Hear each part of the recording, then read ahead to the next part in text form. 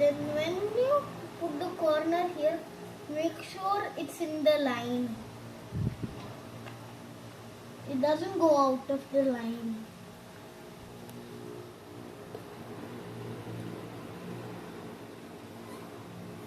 And repeat that.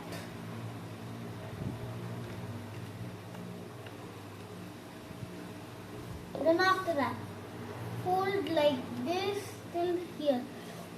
Make sure it do not go out of the line. Like that.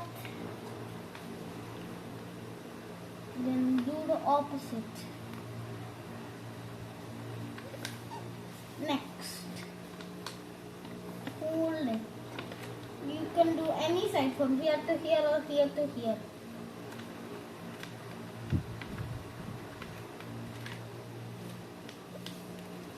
Like that. Next,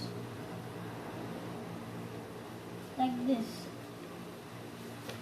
Then in the opposite side,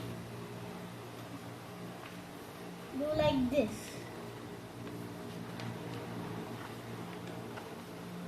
Wait, okay.